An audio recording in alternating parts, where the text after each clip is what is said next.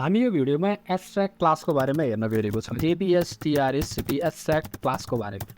अब abstract class के हो, किन युज गर्ने, यसको सिन्ट्याक्स कस्तो हुन्छ, हामी डिटेलमा हेर्छौँ। योभन्दा अगाडि एउटा भिडियो हेरेको थियौँ हामीले, जसमा हामीले पोलिमोर्फिजमको बारेमा हेरेको थियौँ। र पोलिमोर्फिजम्स भनेको जुन हामीले मेथड ओभरराइडिङको कन्सेप्ट पनि हेरेको थियौँ। र तपाईँले त्यो भिडियो हेर्नु भएको छैन भने त्यो भिडियो पहिला हेर्नु होला। हामीलाई मेथड ओभरराइड किन गर्नुपर्छ भन्ने कन्सेप्ट पहिला बुझ्नुभयो भने त्यसपछि तपाईँले यो एब्स्ट्र्याक्ट क्लासको कन्सेप्ट बुझ्नलाई एकदमै सजिलो हुन्छ। अब सबैभन्दा पहिला मैले एब्स्ट्र्याक्ट क्लासको कन्सेप्ट भन्नुभन्दा अगाडि एउटा सिनारियो तपाईँलाई म भन्छु।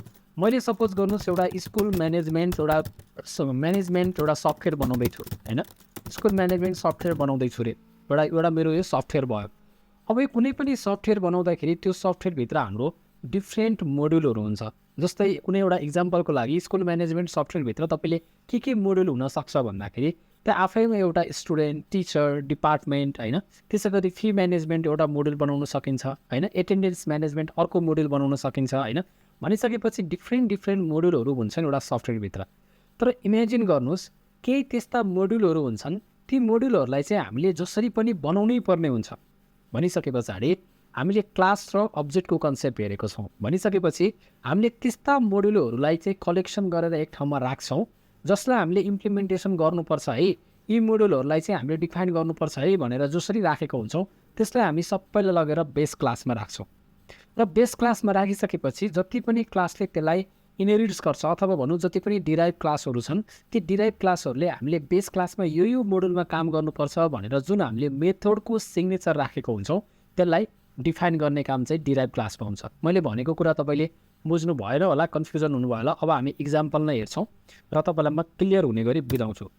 सिम्पल अहिले के बुझ्नुहोस् भने एब्स्ट्र्याक्ट क्लास भनेको के हो भन्दाखेरि नर्मल क्लास जस्तै हो, तर यहाँनिर एउटा के हुन्छ, मेथडको सिग्नेचर डिफाइन गरेर बेस क्लासमा राखिन्छ र त्यो डिफाइन गरेको कुराहरूलाई चाहिँ हामीले अरू डिराइभ क्लासहरूले के गर्छ त्यसलाई इम्प्लिमेन्टेसन गर्ने काम गर्छ।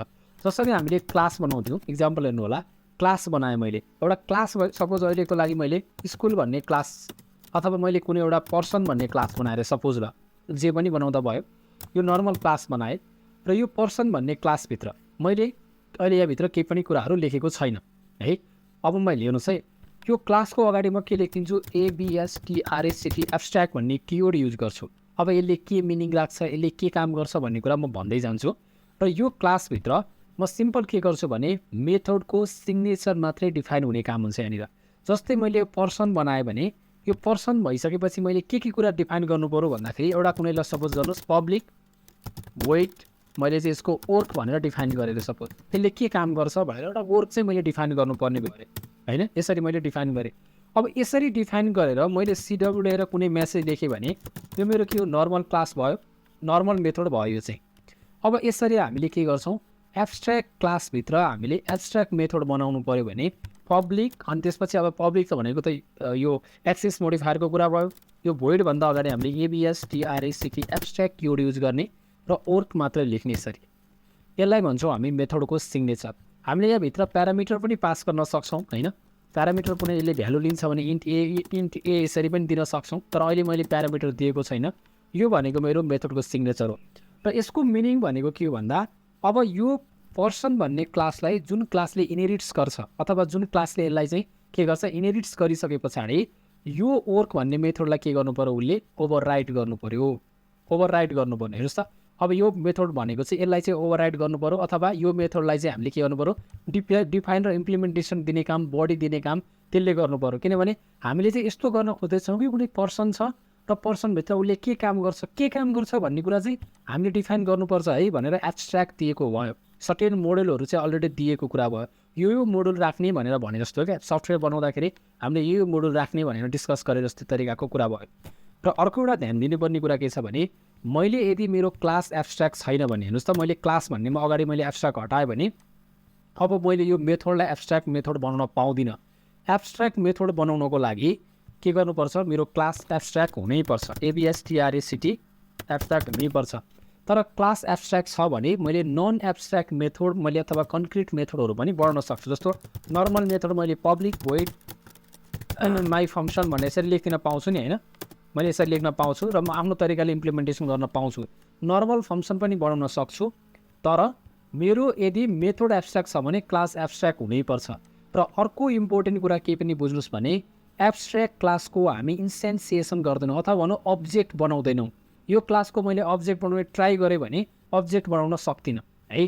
त्यो कुरा चाहिँ तपाईँले ध्यान दिनु होला। जस्तै मैले void जस्तै मैले हेर्नुहोस् है यही क्लासभित्र स्ट्याटिक void मेन जस्तो कुरा जति सक्यो प्र्याक्टिस गर्दै हेर्दै जाने हो। र मैले के गरेँ मैले यो पर्सन पेज कस्तो यो गरेँ मैले यसरी लेखेँ होइन। पर्सन बनाएँ मैले एब्स्ट्र्याक्ट बनाएँ। यहाँ गएर मैले माउस होभर गरेँ भने cannot create an instance of abstract type or interface भनेको छ। इन्टरफेसको बारेमा अहिले नेक्स्ट भिडियोमा हामी हेर्छौँ इन्टरफेस भनेको के हो भन्ने कुराको बारेमा होइन। त्योभन्दा अगाडि जस्ट म के गर्छु यसलाई रिमुभ गरिदिन्छु। र यति रिमुभ गरिसके पछाडि एब्स्ट्र्याक्ट क्लास माथि भयो मैले अब्जेक्ट बनाउन सक्दिनँ भन्ने कुरा पनि बुझेँ र म यसलाई यसरी हटाइदिन्छु। अब्जेक्ट बनाउन कति बेला बनाउने जब म यो क्लासलाई इनहेरिट्स गर्छु। अब म अर्को क्लास बनाउँछु क्लास मेन क्लास भनेर नाम दिएँ मैले होइन। मेन क्लास भनेर नाम दिएँ अथवा भनौँ मेरो कुनै यो पर्सन रहेछ मैले कस्टमर भनेर मैले क्लास बनाएँ। क्लास मैले जे पनि बनाउन पाइहाल्छु तपाईँलाई त्यो कुरा थाहा छ। र इनहेरिट्स गर्नको लागि हामीले कोलम दिन्छौँ र पर्सन भन्ने यसरी लेखिदिन्छौँ होइन। अब मैले यहाँ तल यसरी डिफाइन गर्दैछु।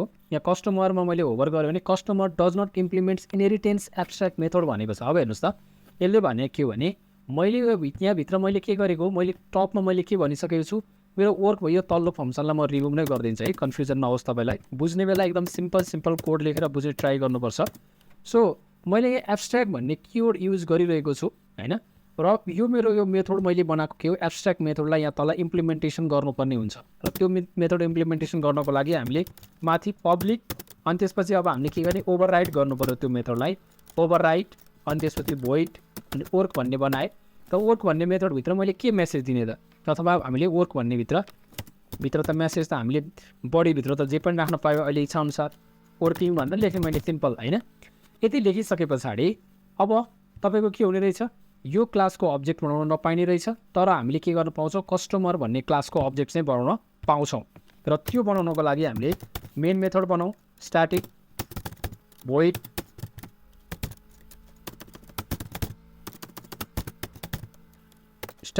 मेन र यो भित्र चाहिँ हामीले के गर्न सक्छौँ कस्टमरको चाहिँ हामी अब्जेक्ट बनाउन सक्छौँ। कस्टमर सी इज कस्टु न्यू कस्टमर भनेर बनाउन सक्छौँ। र एक्सेस गर्ने के हो कस्टमरको थ्रुबाट वर्क भन्ने मेथडलाई मैले के गर्न सक्छु एक्सेस गर्न सक्छु। र यदि मैले रन गरेँ भने मेरो कोड रन गरेँ भने त्यसको आउटपुट के आउँछ तपाईँले भन्न सक्नुहुन्छ। रन हुँदैछ र वर्किङ भनेर यसको आउटपुट आइसकेको छ। अब तपाईँले एउटा के कुरा बुझ्नुहुन्छ भने हामीले ओभरराइडिङको कन्सेप्ट पनि राखेको थियो होइन। कुनै पनि एउटा फङ्सनलाई हामीले आफ्नो तरिकाले जस्तै भनौँ यो मेरो बेस क्लास भयो बेस क्लासमा मैले वर्क भन्ने फङ्सन राखिरहेको छु भने हामीले सिग्नेचर मात्र राखेको हुँदैन त्यो ओभरराइडिङमा। मेथड ओभरराइडिङको कन्सेप्ट जुन पोलिमोर्फिजमको भिडियो छ त्यो भिडियो हेर्नुभयो भने तपाईँले बुझ्नुहुन्छ। यहाँनिर मैले कुनै पर्सनको अगाडि मैले वर्क राखेँ भने यसको बडी पनि डिफाइन गरेको हुन्छ र त्यसलाई मोडिफिकेसन गर्ने काम भनेको मेथड ओभरराइडिङमा हुन्छ। तर एब्स्ट्र्याक्टमा के हुने रहेछ एब्स्ट्र्याक्ट भनेको चाहिँ तपाईँको माथि हामीले एउटा सिग्नेचर डिफाइन गर्छौँ र त्यो सिग्नेचरलाई हामीले के गर्छौँ तल चाहिँ हामीले जुन तपाईँको चाहिँ डिराइभ क्लासले त्यसलाई जुन बेस क्लासलाई त्यसले के भन्छ इनहेरिट्स गरेको हुन्छ त्यो क्लासभित्र त्यसलाई हामीले के गर्नुपर्ने हुन्छ इम्प्लिमेन्टेसन गर्नुपर्ने हुन्छ। र हामीले एब्स्ट्र्याक्ट क्लासको अब्जेक्ट बनाउन सक्दैनौँ हामीले डिराइभ क्लासको मात्रै अब्जेक्ट बनाउन सक्ने हो। र यदि हाम्रो मेथड एब्स्ट्र्याक्ट छ भने क्लास एब्स्ट्र्याक्ट हुनैपर्छ र क्लास एब्स्ट्र्याक्ट छ भने हाम्रो मेथड एब्स्ट्र्याक्ट हुन पनि सक्छ नहुन पनि सक्छ। यो त तपाईँले कोड लेख्दै जाने क्रममा पनि बुझ्न सक्नुहुन्छ। एउटा सिम्पल एब्स्ट्र्याक्ट क्लासको तपाईँले समरी भन्नुपर्दाखेरि चाहिँ हामीले अलरेडी केही मोड्युलहरू चाहिँ हामीले डिफाइन गर्नुपर्ने हुन्छ र त्यो मोड्युलहरू अलरेडी डिफाइन गरेको मोड्युलहरू हामीले डिराइभ क्लासमा त्यसलाई के गर्छौँ इम्प्लिमेन्टेसन गर्ने काम गर्छौँ। केही कन्फ्युजन भयो भने कमेन्ट सेक्सनमा कमेन्ट राख्नुहोला म त्यसको रिप्लाई दिनेछु। धन्यवाद।